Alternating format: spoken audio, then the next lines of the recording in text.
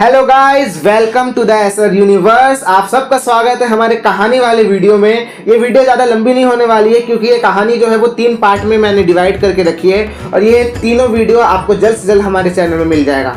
तो पहला हम पार्ट आज स्टार्ट करेंगे जिसका नाम है द इर्रेगुलर पाथ ऑफ भद्रा। और ये है पार्ट 1। ये कहानी साइंस फिक्शन जॉनरा की है और मुझे लगता है कि आप सबको मजा आएगा क्योंकि आजकल आप सब लोग साइंस फिक्शन मूवीज वीडियोस देखते रहते हैं। तो मुझे लगता है ये कहानी आप सबको मजा आएगा क्योंकि अभी तक मैंने जिनको भी ये कहानी सुनाई है उन सबको बहुत ज़्यादा मजा आया है। द इर्रेगुलर पाथ ऑफ भद्रा। जी हाँ दोस्तों, ये कहानी का नाम इसलिए क्योंकि ये एक भद्रा नाम के कैरेक्टर के ऊपर है जो एक छोटी बच्ची रहती है, मगर उसकी बातों को सुन के कभी भी कोई विश्वास नहीं करता था और किसी को भरोसा ही नहीं होता था क्या ऐसा भी हो सकता है। मगर हाँ, ऐसा होता भी है कहानी में और जिसको सुन के आप सब लोग को भी लगेगा कि हाँ, क्या हमारे आसपास भी ये सब होती हैं। तो ये कहानी है एक ऐसे जगह की जहाँ पे महाकालेश्वर की पूजा की जाती है, यानी कि उज्जैन की। उज्जैन में रहने वाली ये बच्ची जिसका नाम है भद्रा, उसका नाम महादेव के नाम से ही पड़ा था, वीरभद्र,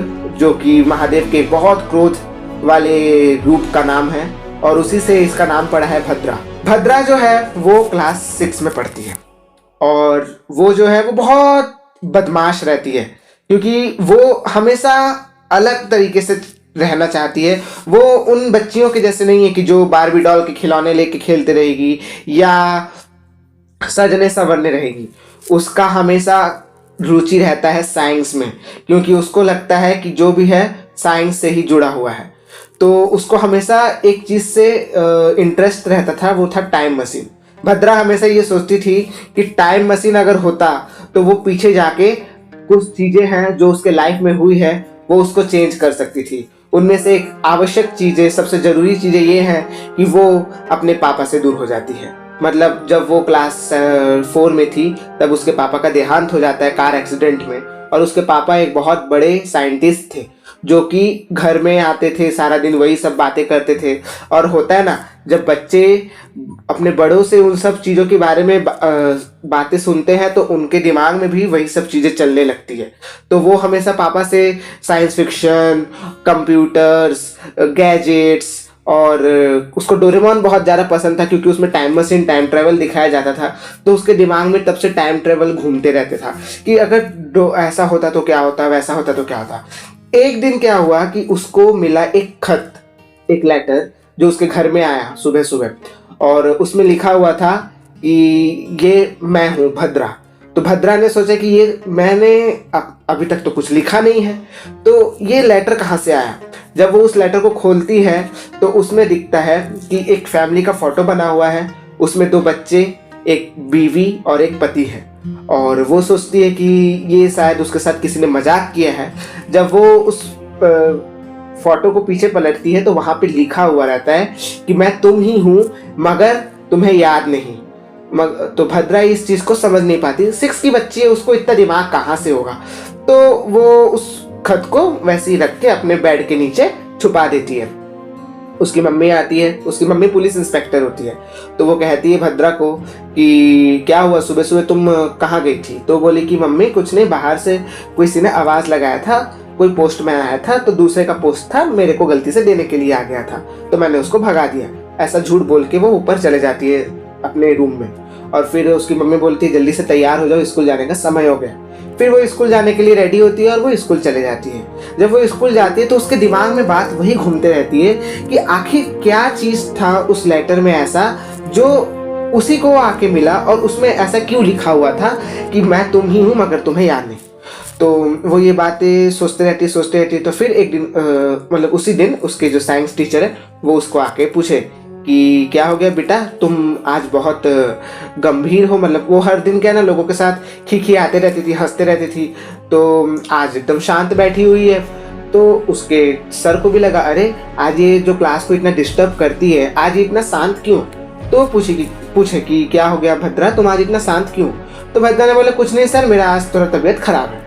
अब भद्रा जो है वो उसकी एक दोस्त थी मिनाली को भी बोलती है कि मिनाली तुझे पता है आज मेरे को एक लेटर मिला, उस लेटर में ऐसा ऐसा लिखा हुआ था। तो मिनाली बोलती है हाँ, अरे मेरे को तो नहीं मालूम है, चल तो मुझे भी दिखाना वो लेटर। तो बोली कि ठीक है, स्कूल का छुट्टी होने दे, फिर मैं तेरे को दिखाऊंगी। अब भद्रा जो है वो अपने घर में जाती है, छुट्टी होता है स्कूल का, मृणाली को लेके जाती है, बेड के ऊपर में जो गद्दा रहता है उसको हटाती है तो देखती है लेटर वहाँ पे नहीं है, और वो डर जाती है कि अरे मेरे रूम में कौन घुसा है, क्योंकि वो और उसकी मम्मी बस रहते हैं। उसकी मम्मी तो इंस्पेक्टर है, वो अभी तक पुलिस में, थाने में है, तो कौन आया था उसके घर में। तो वो चेक करती है पूरा घर, मगर कोई नहीं मिलता।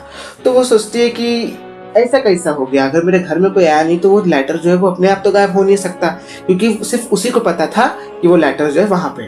तो वो फिर जब नीचे जाती है किचन में, तो जो ब्रेड जहाँ पे हम लोग टोस्ट करते हैं ना, गरम अपने आप निकल आता है ब्रेड, वो ब्रेड वाला मशीन, उसमें वो क्या बोलते हैं, देखती है कि फिर लिफाफा लगा हुआ है। तो वो फिर निकालती है उसको और पढ़ती है उसको, तो उसमें लिखा हुआ रहता है कि मुझे पता है कि तुमने बेड के नीचे ही रखा था, इसलिए मैं उसको निकाल ली, क्योंकि मैं जानती हूँ कि मैं कहाँ पे क्या सामान छुपाती हूँ। तो ये बोली, तो उसको ये चीज़ समझ में तो आ गया कि वो खुद से ही बातें कर रही है, मगर उसको ये समझ में नहीं आया कि वो जो है, मतलब उसको ये रियलाइज हो गया कि वो खुद से बातें कर रही है, मतलब उसको जो लेटर भेज रहा है वो शायद वो खुद ही है, मगर उसको ये समझ में नहीं आया था कि वो खुद को लेटर कैसे भेज सकती है।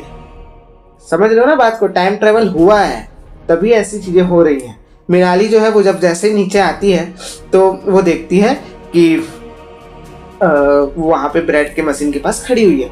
तो वो पूछती है भद्रा को कि क्या हो गया भद्रा, तू ऐसे कर क्यों खड़ी है। तो भद्रा बोलती है कि ये देख लिफाफा। तो जब वो लिफाफा दिखाती है मृणाली को तो लिफाफा उसके हाथ से गायब हो जाता है। तो फिर वो डर जाती है कि ऐसे कैसे हो जाए, कहीं वो तो पागल नहीं है।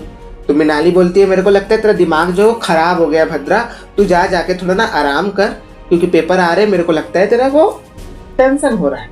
तो मृणाली ऐसा बोल के बोलती है कि चल लेट हो रहा है मेरे को, मैं घर जा रही हूँ, शाम हो रहा है, ट्यूशन का टाइम हो रहा है, ऐसा बोल के वो चले गई मृणाली।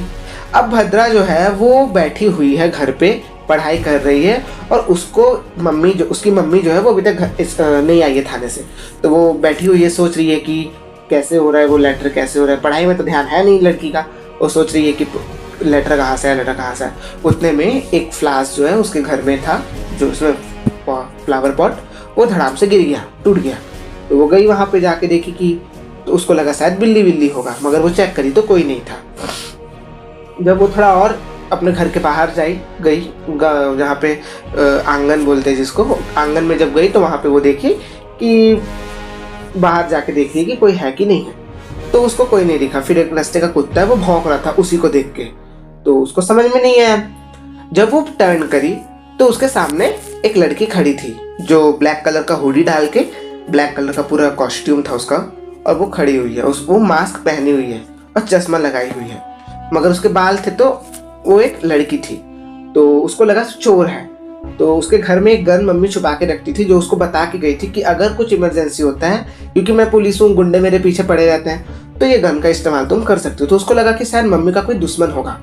तो वो बोलती है कि कौन हो तुम करके, और जो लड़की रहती है वो भागती है घर के अंदर तरफ, और उसके पीछे पीछे भद्रा भी भागती है। जब भद्रा तो भद्रा पहले जाती है और गन को निकालती है। गन जो है वो सोफ़ा के नीचे रखा रहता है, तो सोफ़ा के नीचे से वो गन निकालती है और वो बोलती है कि भागोगी तो मैं गोली मार दूंगी। तो वो रुक जाती है, तो बोलती है कि अपना मुंह दिखाओ, कौन हो तुम, खोलो। जब वो लड़की पीछे मुड़ती है तो वो अपना मास्क उतारती है, चश्मा उतारती है, और बोलता है कि गोली मत मारना क्योंकि मैं भद्रा हूँ। तो बोलती है क्या बकवास कर रही हो, भद्रा तो मैं हूँ।